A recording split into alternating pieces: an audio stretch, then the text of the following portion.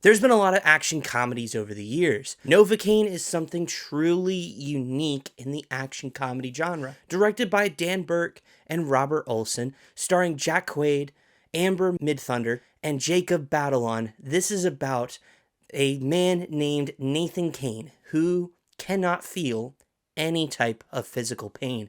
And when his love of his life, the girl of his dreams, gets kidnapped, he uses his condition as an unexpected advantage to go and rescue her. So we're going to talk about that, and if you, as a Christian, should watch Novocaine right now.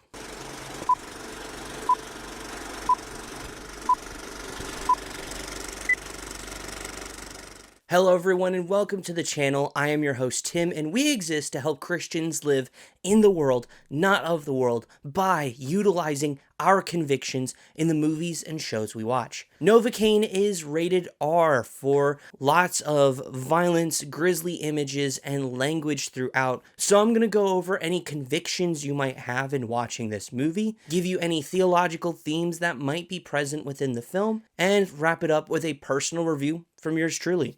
Without further ado, let's head over to the Christian Conviction Meter. In case it's been a bit or your first time here on the channel, the Christian Conviction Meter centers around 5 convictions that may prevent you from watching a film. These are areas that you may be uncomfortable with or may distract you or push you away from your relationship with Jesus. We don't want that to happen, hence why this exists. So without further ado, let's head into our first category. Kicking off with violence and gore, this is a very bloody movie. It is rated R like I mentioned in the beginning, and there is a lot of blood contained in the film. Because Nathan Kane, he can't feel any pain, I'm gonna say that rhyme throughout the entire review, and I apologize in advance. In terms of the violence and stuff that he does, yeah, there's a lot that he deals with on his hands and his shoulders, and he's just bruised, bloodied, wounded in nearly any possible way, and we'll get into some of that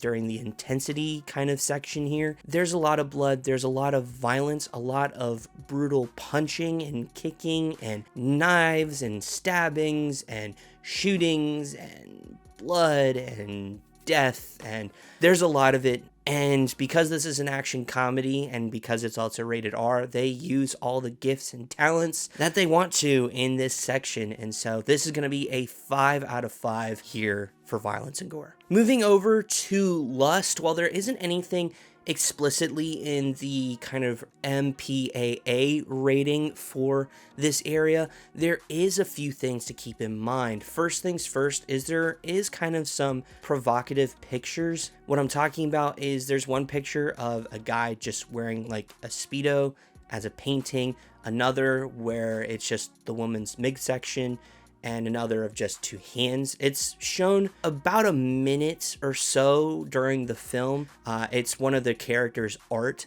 and so there isn't any explicit nudity or any specific areas shown, but there also is a bit of some undressing, some passionate kissing that does lead into what we assume to be, them having a night together. But that in mind, most of the undressing that occurs within the film is kind of a showcase of like tattoos. But again, there's no sex that happens in the film. There is no nudity shown in the film. But there are these things that do occur within the film. So I'm going to give it a 2 out of 5. Our next category is substances, and there, as far as I remember, is no alcohol contained within the film. There isn't any explicit drug use or drugs mentioned within the film. There is none of that. But what is contained within the film is misuse of EpiPens, and it's actually information I'm not 100% sure it's true, but if it is, it's something I learned for the first time, is that the EpiPens can give you adrenaline, apparently, and I did not know that, and so there's that. But it's not used for allergy purposes, which is the purpose of using an EpiPen, but it's rather used as a adrenaline source, and so that is something to keep in mind. It is being misused within the film. It's not what an EpiPen's for. It's used for allergies. So with that in mind, I'm going to give this a 1 out of 5, just to be on the safe side with this category. In terms of profanity, obviously with it being rated R, they're going to take advantage of using the F-bomb,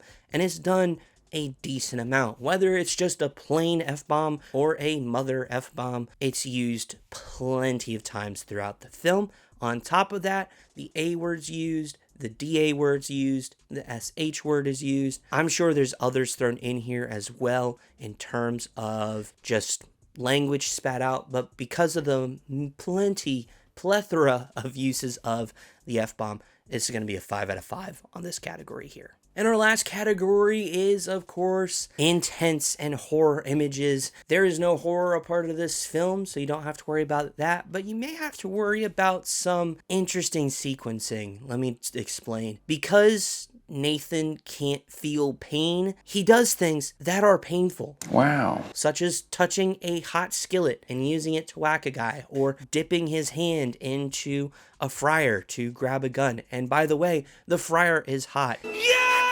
And having worked in the food industry and working around fryers, that's not something I would wish anybody to do because it's ridiculously hot. So there are these things that are meant to kind of give you a reaction, right? They're meant to be an, oh my goodness, what the heck? How did he do that? There are plenty of that throughout the film because of the unique premise of him not being able to feel pain. That is a heavy part of the film.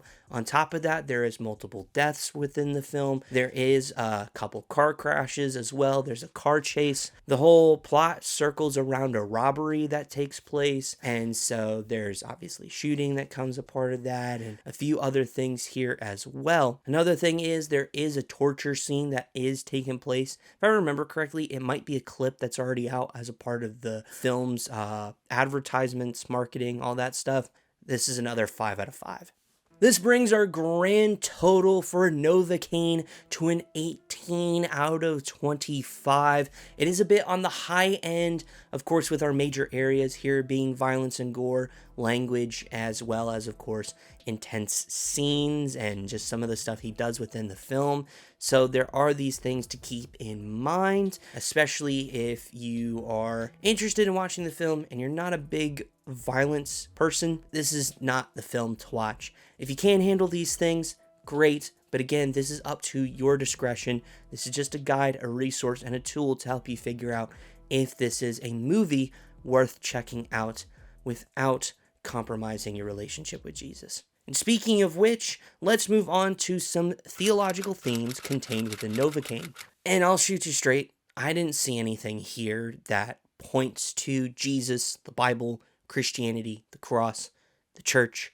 None of that. This is a action comedy at its finest, and 9 times out of 10, you're not going to find any Christian themes within an action comedy. So that is something to keep in mind. But without further ado, let's go on to a personal review. And I will say this, I had the chance to check this out in an early screening, and so that was a first time for me, so that was fun.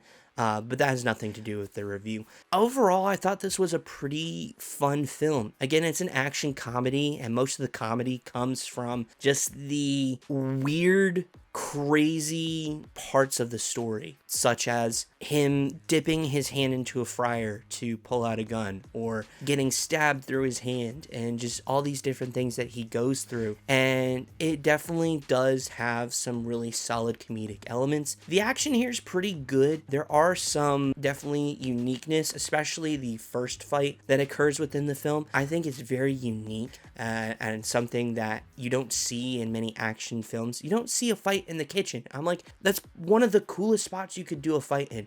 Personal opinion here, obviously, but I enjoyed it. Jack Quaid, I thought, was the perfect person for this role because he encapsulates that kind of Boy Scout look and feel, but also has that kind of comedic timing, and he just does this character very well. I love just the story overall, the uniqueness of this film because of the condition that Nathan Cain has, I think is what gives this movie a fresh look at the action comedy genre. Like I mentioned at the top of this video, there's a ton of action comedy movies out there, and this just added something unique and fresh, and I do appreciate it for that reason.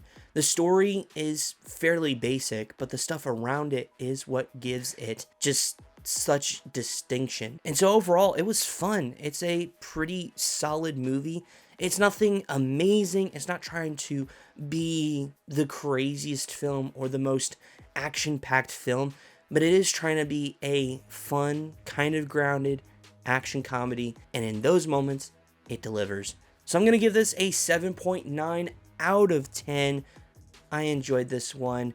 So if you've seen it, let me know your thoughts down in the comments below. Let's chat all things Novocaine down in the comments. IMDB parent guide is in the link down below if you want to take a look at that. If this is something for you as a parent that you want to maybe take your son or daughter to, keep in mind all these things that we talked about here. With that being said, while you're down there, consider hitting that like and subscribing to the channel, joining our family here on YouTube. It just helps us to send us out to more Christians so that ultimately they can follow Jesus better by utilizing their convictions in the movies and shows they watch.